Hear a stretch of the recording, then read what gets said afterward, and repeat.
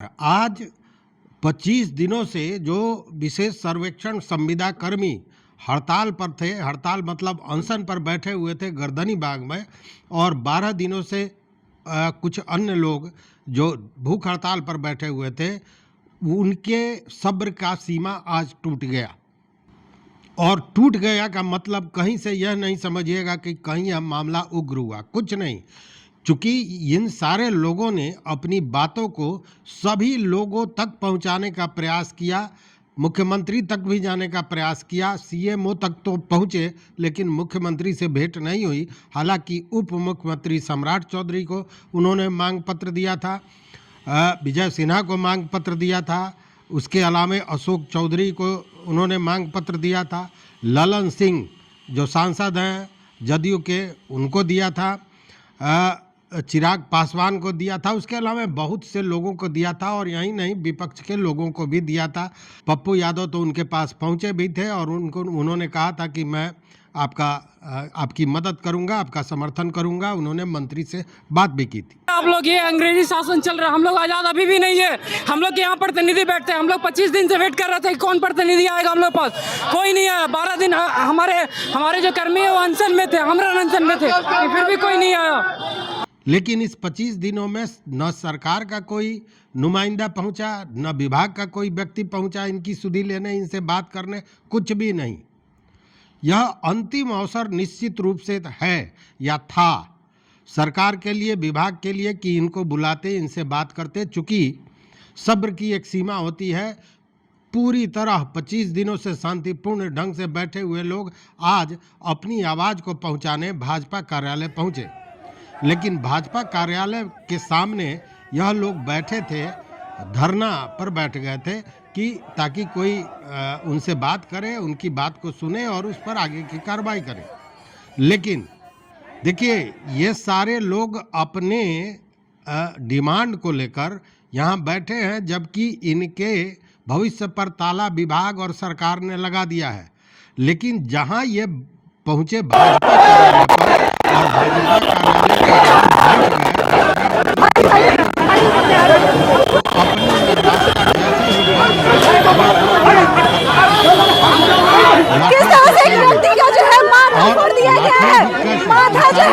आपको बताऊंगा। लेकिन बहुत से प्रश्न यहाँ खड़े हो रहे हैं, प्रश्न पूरी शासन व्यवस्था पर, प्रश्न प्रशासनिक व्यवस्था पर, प्रश्न पुलिस व्यवस्था पर, प्रश्न महिलाओं के इज्जत और आबरू पर, सारे चीज़ों पर प्रश्न उठा दिया।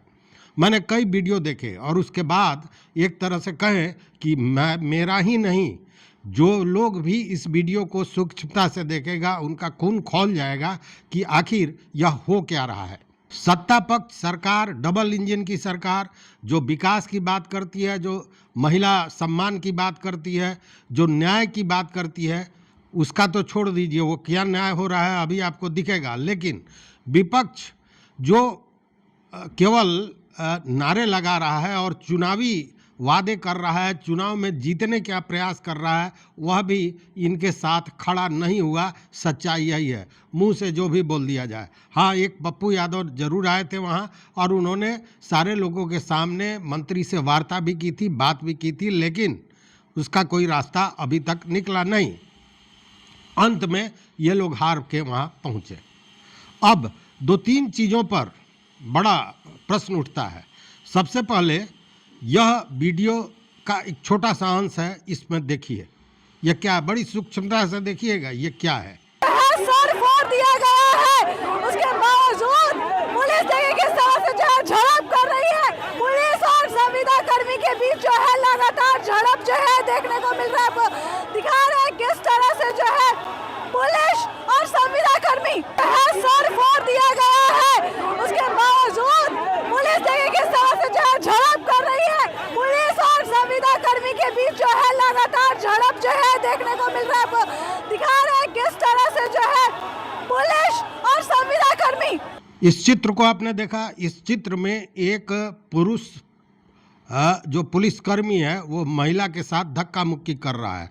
एक दूसरा क्लिप में भी आपने देखा होगा उसी तरह का, मतलब ये पुरुष पुलिसकर्मी महिलाओं को टारगेट कर रहे थे। उसके पीछे उनकी मंशा क्या थी यह तो वही बताएंगे, लेकिन यहाँ प्रश्न यह उठता है कि नीतीश सरकार अपना पीठ थपथपाती है कि महिलाओं के लिए बहुत कुछ किया और बिहार पुलिस में 36,000 के लगभग महिला पुलिसकर्मी हैं।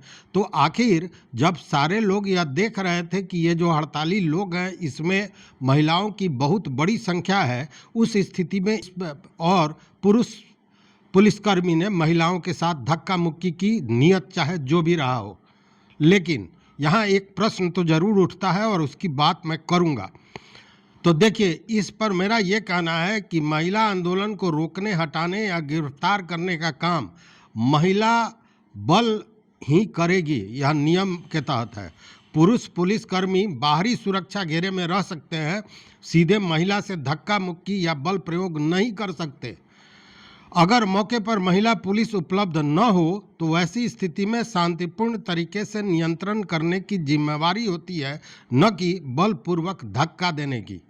यह हमने जो ये वीडियो देखने के बाद जो जानकारी ली है उससे यही सामने आया है बात। यह कानूनी उल्लंघन माना जाएगा, मतलब इस पुलिसकर्मी द्वारा जो भी यह काम किया गया है यह कानून का उल्लंघन किया गया है। महिला आंदोलनकारी या संगठन इस मामले को लेकर मानवाधिकार आयोग, महिला आयोग या कोर्ट में शिकायत कर सकते हैं। इस पर सजा भी हो सकती है उस व्यक्ति को, और संबंधित पुलिसकर्मी और अधिकारी के खिलाफ अनुशासनात्मक कार्रवाई की जा सकती है। मतलब कि खुल के नियमों की धज्जियां उड़ाई गई और जो बेटी बहन वहां पहुंची हुई है अपने अधिकारों की मांग को लेकर, उनके साथ इस तरह की बदतमीजी हुई है और उसका साक्षी ये वीडियो है। लाठी तो मार के भागा देगा, खदेड़ा जाएगा, लड़की लोग को मारा जाता है। बताइए, लड़की 35% रिजर्वेशन है, सुनने को तैयार नहीं। औरत पे हाथ उठाया, यहाँ की औरत पे हाथ उठाया, बताइए क्या अन्याय होगा। हम लोग अपने हक मांग रहे हैं तो सरकार हमें नौकरी छीन रही है। आप बताइए, यही बेटी पढ़ाओ बेटी बचाओ है?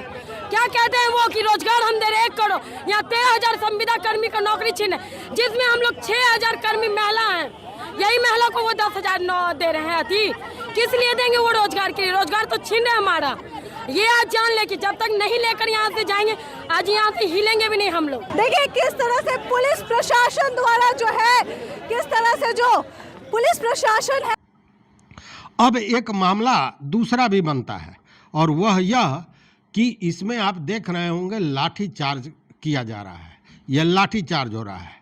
यहाँ पे अब देखिए पुलिस लाठीचार्ज शुरू कर चुकी है। देखिए पुलिस ने लाठीचार्ज करना शुरू कर दिया है, ये आप देख सकते हैं, सर फट गया। देखिए एक कर्मी का सर फट गया है पुलिस की लाठीचार्ज में। और लाठीचार्ज जो हो रहा है वो सीधे सर पे हो रहा है, जबकि लाठीचार्ज का जो नियम है उसके अनुसार यह कहता है कि लाठीचार्ज कब किया जा सकता है, जब भीड़ कानून व्यवस्था भंग कर रही हो और शांति से समझाने या रोकने पर न रुके। जबकि यहाँ जो ये कर्मी बैठे हुए थे, इन्होंने कहीं से भी शांति व्यवस्था को भंग नहीं किया था। यह सार्वजनिक संपत्ति को नुकसान पहुँचाया जा रहा हो। दूसरा पक्ष है कि जब सार्वजनिक संपत्ति को नुकसान पहुंचाया जा रहा हो, यहाँ किसी भी तरह के सार्वजनिक संपत्ति के नुकसान का कोई वाकया नहीं हुआ है। लाठीचार्ज जब हुआ है उसके पूर्व, जब भीड़ हिंसक हो जाए, हिंसा का तो बात ही नहीं, यहाँ तो पुलिस ही हिंसक हो गई है, या धारा 144 लागू हो। मेरी जानकारी में वहाँ धारा 144 भी लागू नहीं थी। मतलब वो सारी प्रक्रियाएं, वो सारी स्थितियां जिसके आधार पर लाठीचार्ज किया जा सकता है वो नहीं था, बावजूद उसके लाठीचार्ज किया गया है। इसमें भी दिया जा रहा है कि लाठीचार्ज के पूर्व लाउड स्पीकर से उनको हटने का, शांति से हटने का मौका और समय देना चाहिए।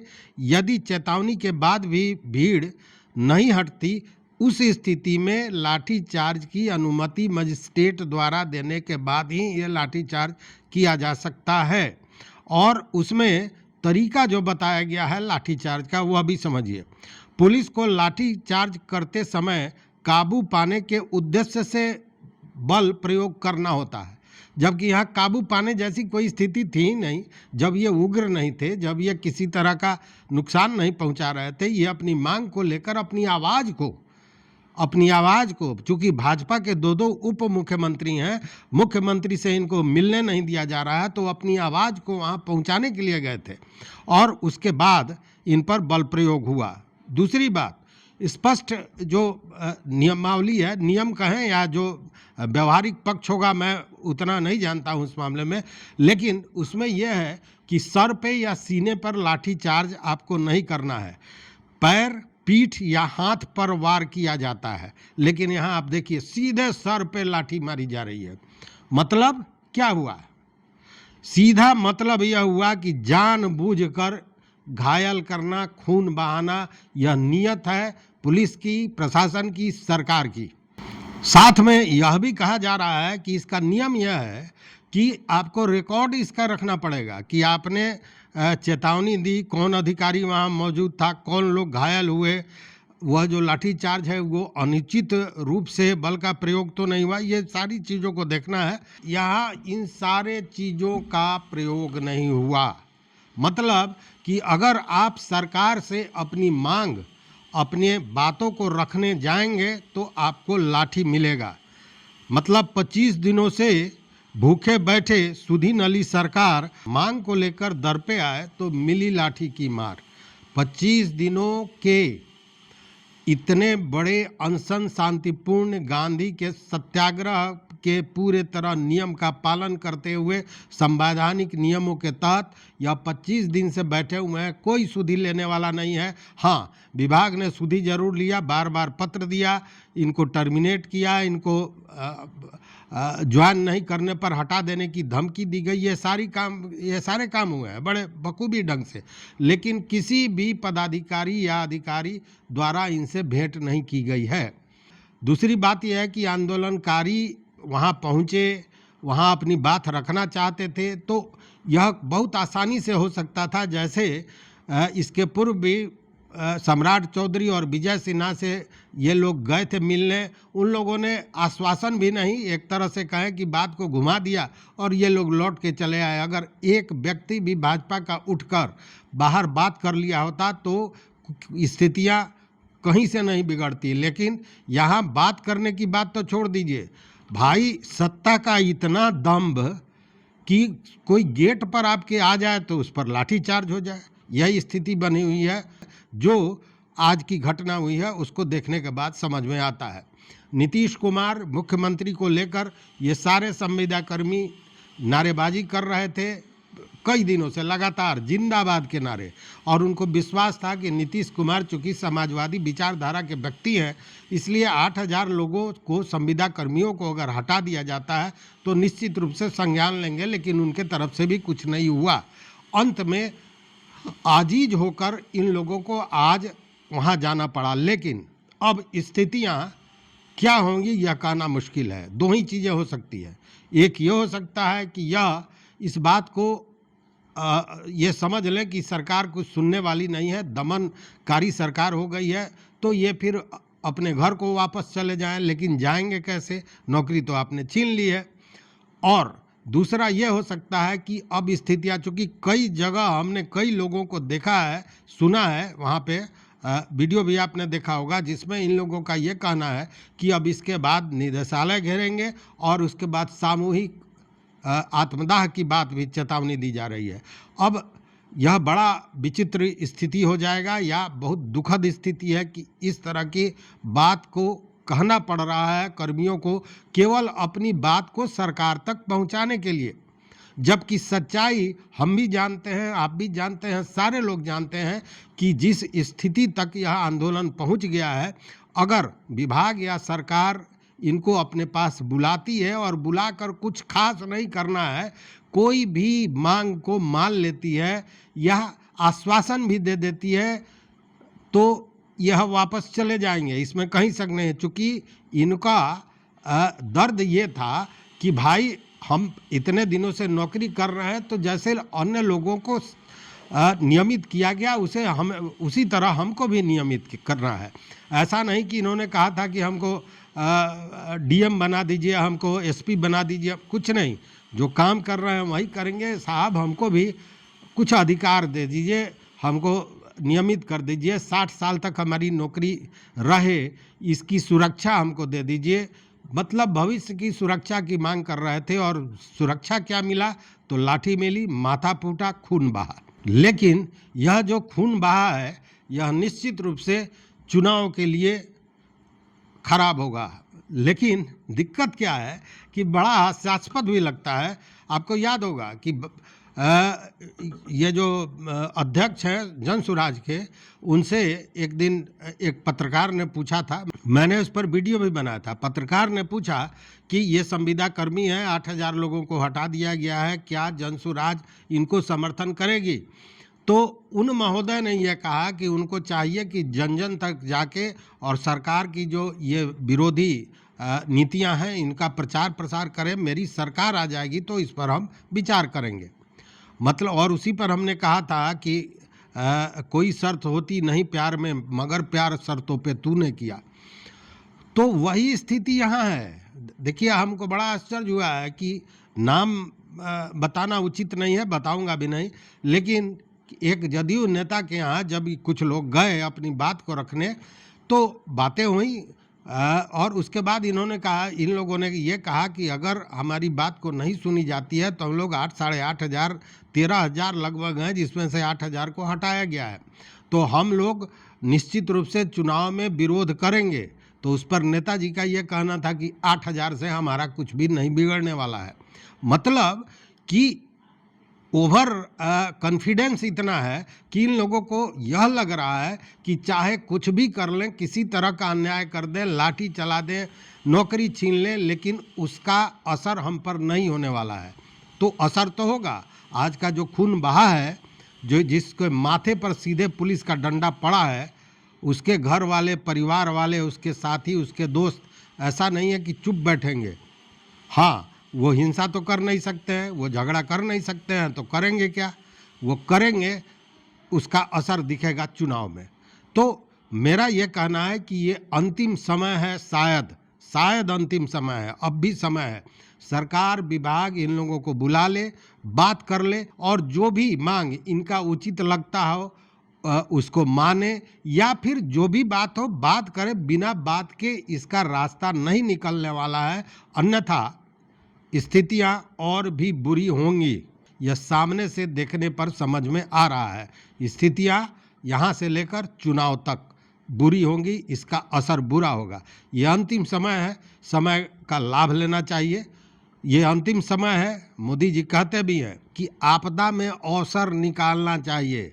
मोदी जी मतलब एनडीए के सर्वे सर्वा सबसे बड़े नेता, भाजपा के देश के नेता, प्रधानमंत्री माननीय, और वही कहते हैं कि आपदा में अवसर ढूंढना चाहिए।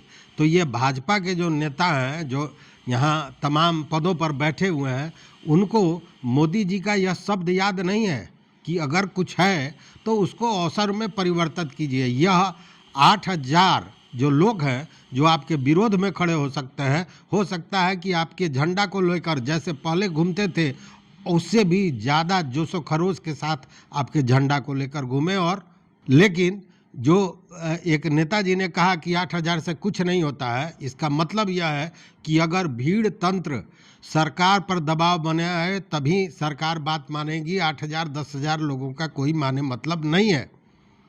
वो सड़क के लोग हैं, इसी तरह पुलिस और प्रशासन द्वारा रौंदे जाएंगे।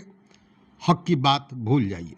लेकिन सच में बड़ी ताकत होती है। संघे शक्ति कलियुगे। संघ अपना काम कर रहा है, देखते हैं आगे क्या होता है। आप भी देखते रहिए माता में बात। बहुत बहुत धन्यवाद, बहुत बहुत धन्यवाद।